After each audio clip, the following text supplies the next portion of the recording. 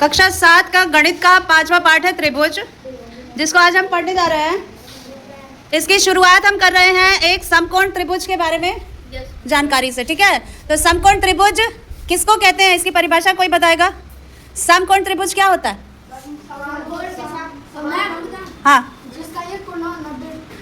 Very good. जिसका एक कोण 90 अंश का होगा वो त्रिभुज समकोण त्रिभुज कहलाएगा। अब समकोण त्रिभुज की विशेषता क्या होती है? एक विशेषता तो बता दी गई कि उसका एक कोण 90 अंश का होता है। दूसरा ये होता है कि उस 90 अंश के कोण के सामने, यानी कि समकोण के सामने की जो भुजा होती है उसको हम कहते हैं कर्ण। क्या कहते हैं? और कर्ण जो होती है वो समकोण त्रिभुज की सबसे लंबी भुजा होती है। सबसे लंबी भुजा कौन सी होती है? कर्ण होती है, ठीक है। अब क्या कर्ण हर प्रकार के त्रिभुज में होगा? नहीं होगा, क्योंकि समकोण हर त्रिभुज में नहीं होगा, ठीक है ना। तो इस पाठ में हमने विशेष तौर पे समकोण त्रिभुज के बारे में क्यों हम जानने का प्रयास कर रहे हैं, क्योंकि इसमें आगे हमको एक इम्पॉर्टेंट टॉपिक पढ़ना है जो है पाइथागोरस प्रमेय। और पाइथागोरस प्रमेय समकोण त्रिभुज पर ही आधारित होता है, ठीक है। अब इसमें जो तीनों भुजाएं हैं, 90 अंश के कोण के सामने वाली भुजा तो कर्ण हो गई। जो नीचे वाली भुजा होती है क्षैतिज दिशा में, है ना, उसको कहते हैं हम आधार। उसको क्या कहते हैं? और अंग्रेजी में आधार को कहते हैं बेस, ठीक है। अब आधार पर 90 अंश का कोण बनाने वाली जो भुजा होती है वो कहलाती है लंब, और इसको अंग्रेजी में परपेंडिकुलर या फिर उसका हाइट कहते हैं, ठीक है। इस त्रिभुज का जो हाइट होता है वो लंब बताता है हमको, ठीक। और कर्ण को कहते हैं हाइपोटेन्यूज। क्या कहते हैं? हाइपोटेन्यूज। अब हम पढ़ेंगे पाइथागोरस प्रमेय के बारे में। तो पाइथागोरस प्रमेय को सबसे पहले उसकी खोज करने वाले यूनानी ज्यामिति विशेषज्ञ थे पाइथागोरस, जिनका नाम था। और 570 ईसा पूर्व से 500 ईसा पूर्व तक इनका जीवन काल था।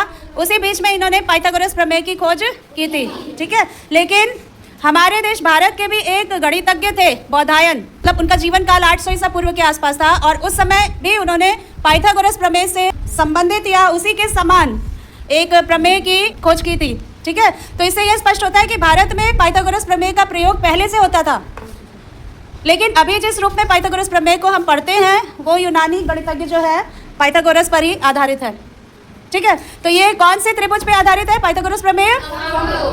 अब हम उसकी परिभाषा जानेंगे।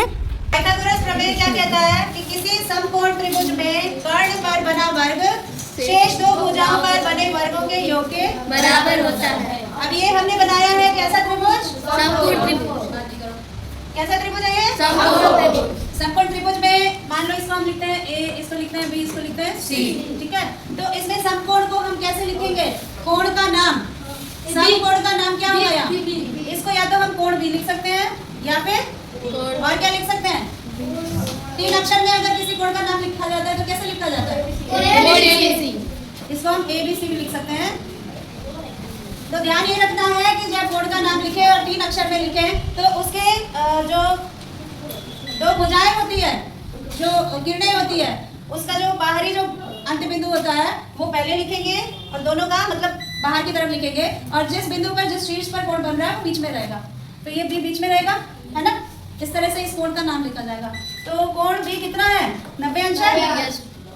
बाकी दोनों कितने भी अंश के हो सकते हैं, ठीक है। उसमें कोई प्रतिबंध नहीं है, उसका कोई नियम नहीं है समकोण त्रिभुज होने के लिए।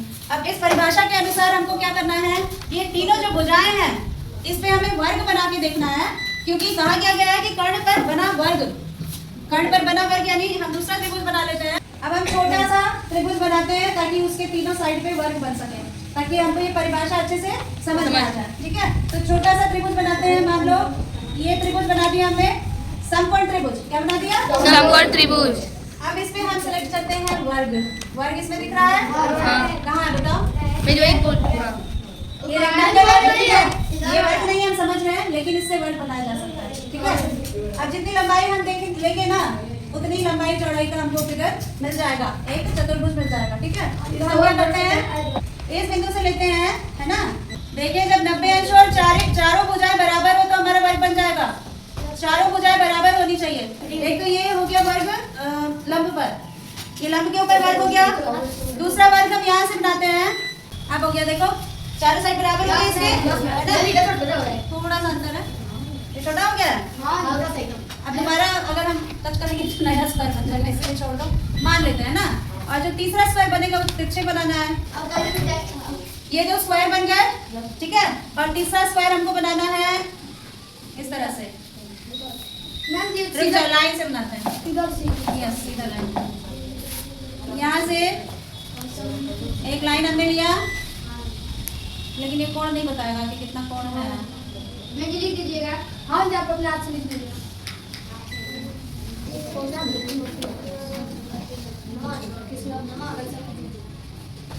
हमको मान लेना है कि ये वर्ग है, एक ये कर्ण पे बना वर्ग है, हाथ में दिया है ना। पाइथागोरस प्रमेय को समझाने के लिए ये चित्र दिया है। इसमें क्या है, ये जो बीच में त्रिभुज बना है, बीच में एक त्रिभुज ये वाला बना हुआ है ना, त्रिभुज का नाम क्या रखा इसमें, पढ़ पा रहे हो, ABC। तो इसमें तुमको क्या लग रहा है, सबसे बड़ा जो वर्ग बना है इस त्रिभुज के तीनों भुजाओं पे, वो कौन सा है, वर्ग पूछ रहे हैं, नाम नहीं दिया। नीचे ये वाला वर्ग है या ये दोनों में से कोई है, नीचे वाला वर्ग सबसे बड़ा है ना। तो ये वाला वर्ग सबसे बड़ा है, तो इसका मतलब ये भुजा सबसे बड़ी होगी। हाँ, तो ये दोनों भुजा इससे छोटी होंगी। तो तुम्हारे हिसाब से समकोण कहाँ होगा, किस बिंदु पे होगा, त्रिभुज का नाम तो दिया है ABC।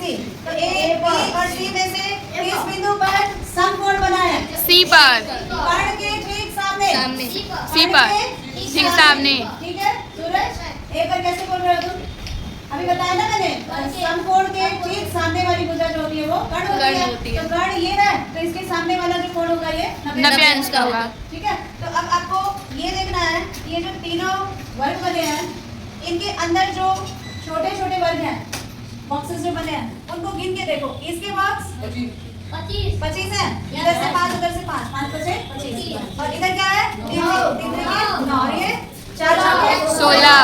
तो 25 बराबर 16 प्लस 9 होता है ना। तो इसको और इसको जब हम प्लस करेंगे तो ये वाला आ जाएगा, है ना। इन दोनों को जब हम प्लस करेंगे तो ये आ जाएगा। तो यही पाइथागोरस प्रमेय है, ठीक है, कि समकोण त्रिभुज के सामने वाली जो भुजा है, यानी कर्ण है, सॉरी समकोण के सामने वाली जो भुजा है कर्ण, उसके ऊपर बना हुआ वर्ग जो है, आधार और लंब पे बने हुए वर्गों के क्षेत्रफल के योगफल के बराबर होता है। ठीक, उसके अनुसार जो है, हमारी परिभाषा के अनुसार जो फॉर्मूला निकलेगा, कर्ण स्क्वायर इक्वल टू आधार स्क्वायर प्लस लंब स्क्वायर। और अगर हमको खाली कर्ण का माप निकालने को आ जाए क्वेश्चन में, तो हम क्या करेंगे, ये स्क्वायर इधर से हटाएंगे, और जब बाएं पक्ष से स्क्वायर हटेगा तो दाहिने पक्ष के जितने भी एक्सप्रेशन जो भी दिया हुआ है उसके ऊपर वर्गमूल का चिन्ह आ जाएगा। ठीक है, तो यहाँ पे आ जाएगा वर्गमूल आधार स्क्वायर प्लस लंब।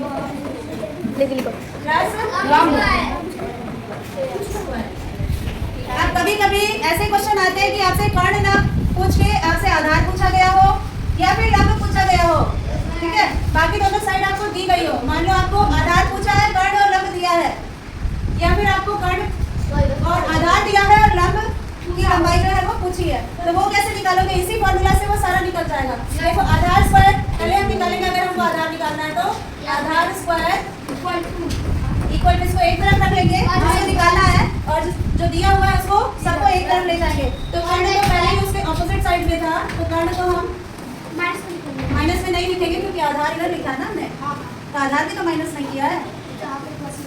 या फिर इस तरह से समझ लो, इसमें कंफ्यूजन है तुमको, तो देखो आधार को इधर ही छोड़ दिया, तुमको आधार निकालना है ना, और कर्ण पहले से बाईं ओर दिया है ना, और तुम लंब उधर लेके जा रहे हो, तो तुम प्लस का माइनस करोगे। हाँ, वही चीज बोले हो, तो हम पूरी चीज को उल्टा लिखने जा रहे थे, आधार स्क्वायर इस तरफ और कर्ण स्क्वायर माइनस लंब स्क्वायर दूसरी तरफ, है ना। तो उसका भी वही मतलब है। तो अब हमको आधार निकालना है, तो कैसे निकालेंगे, खाली आधार लिखेंगे और इधर जो है वर्गमूल लगा देंगे, कर्ण का स्क्वायर माइनस लंब का स्क्वायर। ठीक है, इसी तरह से अगर हमको लंब निकालना है तो हम क्या करेंगे, इसी फॉर्मूले से हम वो भी निकालेंगे। ठीक है, आ जाओ, यहाँ हम लंब स्क्वायर को एक तरफ छोड़ देते हैं और कर्ण पहले से बाईं ओर था, कर्ण स्क्वायर आधार का हम बाएं ले गए तो क्या हुआ? प्लस का माइनस। माइनस आधार और सिर्फ लंब का मान निकालना है तो उस तरफ वर्गमूल हो जाएगा, ठीक है? वर्गमूल कर्ण स्क्वायर माइनस आधार स्क्वायर। तीन फॉर्मूले बन गए। तो कर्ण का फॉर्मूला ये है, लंब का ये है और आधार का ये है। इन तीनों को नोट कर लो, तब इस पे आधारित क्वेश्चन हम लोग करेंगे, ठीक है? पाइथागोरस प्रमेय के ऊपर आधारित ये क्वेश्चन है।